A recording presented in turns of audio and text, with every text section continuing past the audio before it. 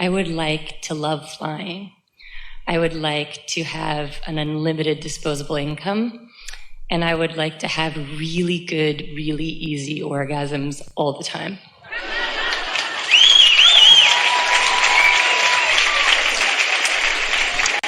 In other words, you're seeking alignment. I'm seeking alignment, and I think I'm seeking a trust in myself and a trust in the world around me. Well, maybe, but you're going about it in a really hard way. I know. Because by seeking a trust, that means everybody out there needs to line up with what I want, which means you have to care about what I want, and they cared about one of those things.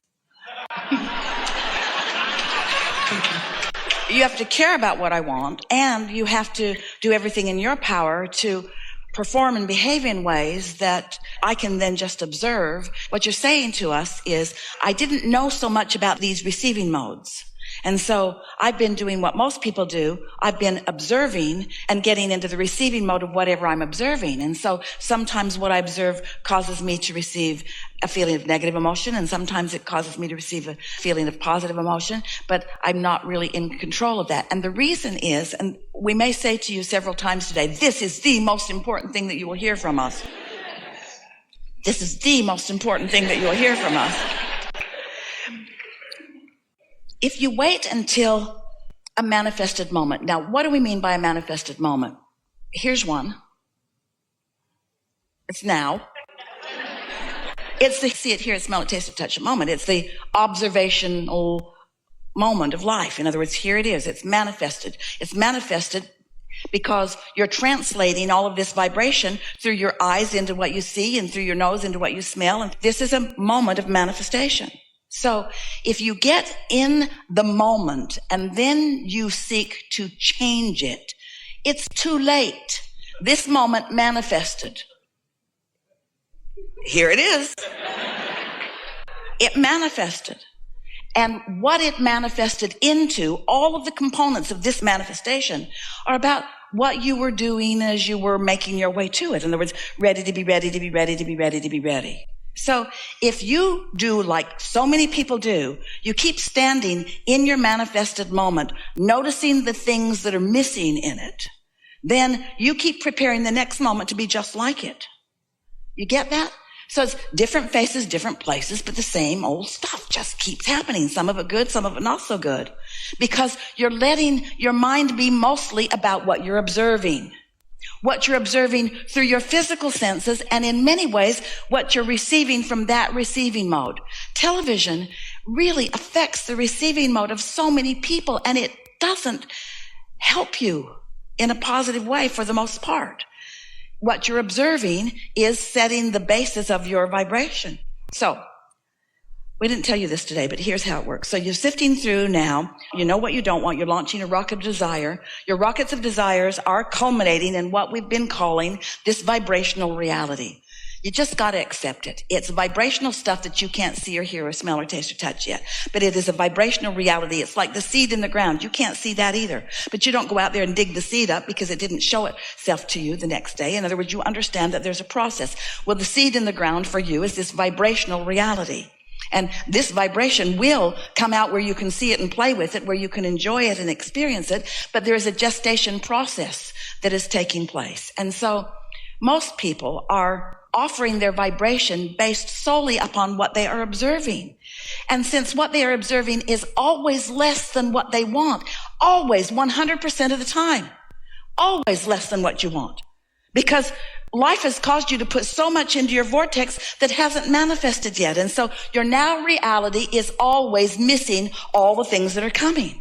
And if you're only looking at now, then what happens is you become more question-oriented and more problem-oriented or more step one-oriented, when it would be so simple, easy for us to say, for you to slip into the step 3 mode where you are receiving from your inner being what your inner being knows. Now think about it. If your receiving mode is mostly about what you're observing and you don't have as much money as you want and you're observing that, then you're not a good helper to yourself. You're not your own best counselor, because when you think about money, you think about it in all the ways that don't help. You think, I want more. In fact, I'd like infinite money flowing to me. I want way more than I've got. That was a lot of money you don't have. It's true. But I'm getting there. When you are looking through your physical senses. So who would you rather be your counselor or your inspirer? You, who believes you don't have enough money, or your inner being who's over here standing with all of the vibrational seeds of all the money that you've been asking for?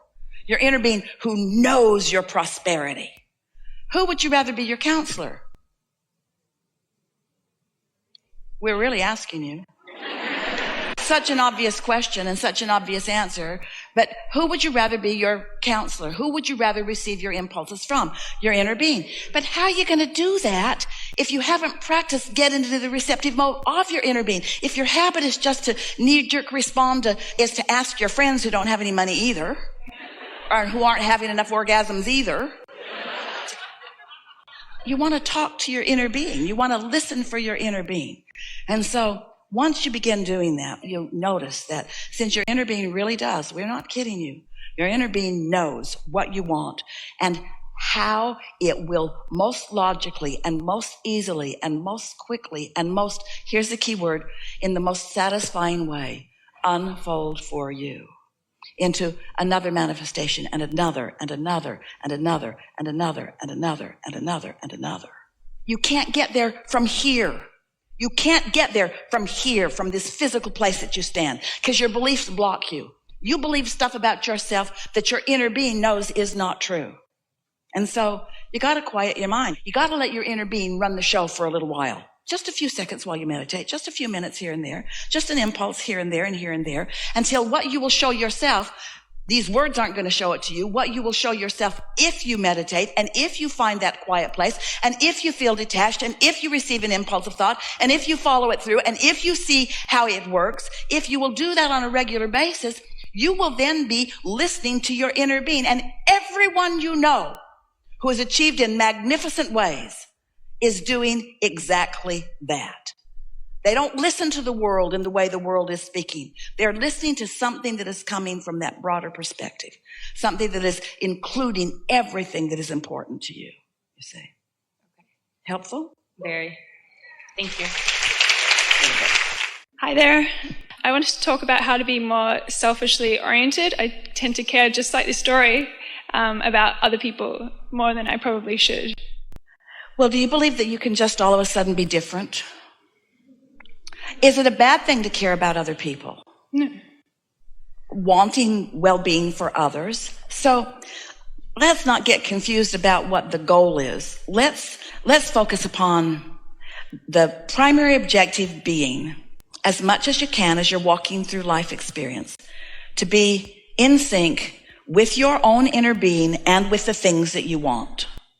So if you're focused upon those things, then you're not likely to be focused upon the opposite of them or the absence of them.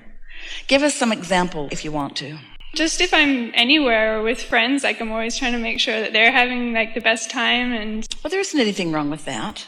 Being a promoter of feeling good is a wonderful way to live. That's not what Esther was doing. She was to a certain extent, but when somebody got after her sleeping friend, then she took up sort of vibrational arms against them. So it's the pushing against that gets you. Because this is a universe that's based on attraction. And there's no pushing anything away. And every time you try to push something away, you don't push it away, you actually bring it to you. There is no no. Every time you yell no, the universe hears yes. Bring me this thing I do not want. So why do you feel that an adjustment is of value to you? I just have a lot of people telling me that I care too much about them and not enough about my own self-interest. That's not any of their business. And so how would you personally come to that conclusion? What indicators are you getting that makes you think that? Because when I make a decision for myself, I don't put myself first, I put other people first.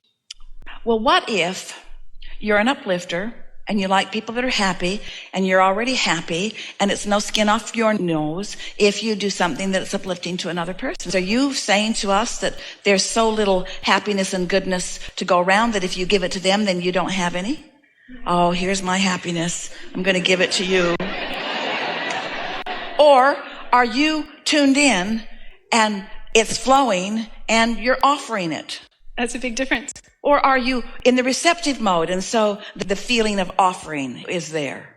Yeah, I can hear that. Yeah. Let's talk about selfishness. We promote selfishness because if you're not selfish enough to care about how you feel, we have some questions. Does it make you sad when you make other people happy? No. Well, then your guidance system is telling you it's a good thing. Oh, I'm so depressed. I've made so many people happy. Sometimes I do it at my own expense, and then in my head I'm like... What do you mean?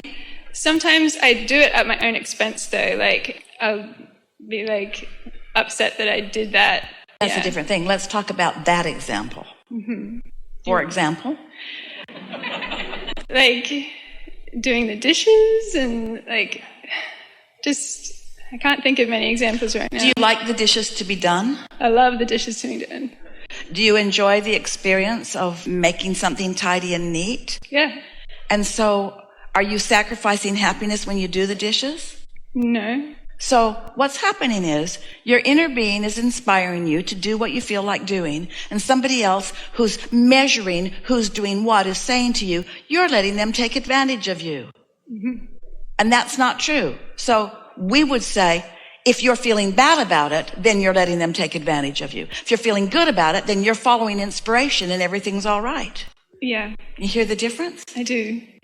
That's helpful. Did you get that? Did you like that? We just want to know, because the conversation often is, I don't know which of my actions are the right actions and which are the wrong actions. But your inner being does. And it's not like there's a shortage of you. In other words, when you get tuned into this energy stream, you've got all this brilliance and energy and all this to give. You're looking for opportunities to let it flow.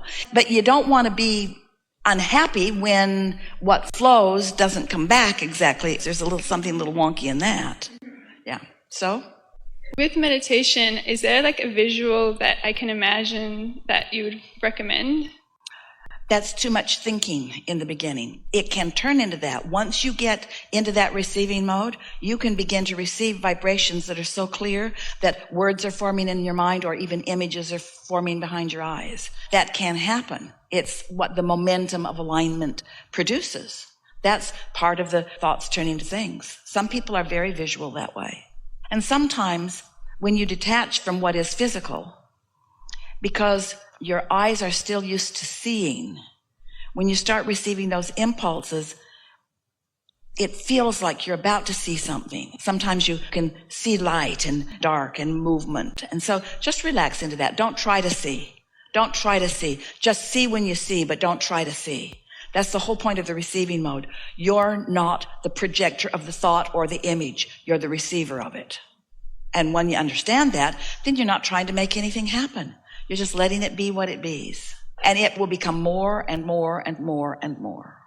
I'm trying to also recharge myself. The whole point of meditation is not to get into the receiving mode so that big things happen while you're in meditation. The point of meditation is to attune yourself to the receiving mode so that when you're back into the fullness of your day, then you can follow the impulse. Sometimes things happen in meditation, but the point of meditation isn't to turn it into that. The point of meditation is to tune yourself to understand when you're receptive and when you're not. People often say, is it normal for me to get more emotionally charged once I start meditating? Feel more of my emotions, both good feeling ones and not good feeling ones. And we say yes, because when you tune yourself to the frequency of your inner being, that resistance-free space, then when you step back into a space that has resistance, it's going to stick out like a sore thumb. You see what we're getting at? So the whole process is just a process of understanding how to accomplish your connection. And then just through experience, maintaining it so that there's more living happily ever after going on. I'd like that. Yes? Something more? I'm trying to make a decision. Can you speak? All right, those are really good words. I'm trying to make a decision. Or, I've been living life and I've put a lot of things in the vortex, and I'm sure that my inner being knows what I'm reaching for and where the path is that will lead me to this delicious unfolding. So rather than I'm trying to make a decision, I've decided to get into the receiving mode so that I can hear what my inner being is suggesting.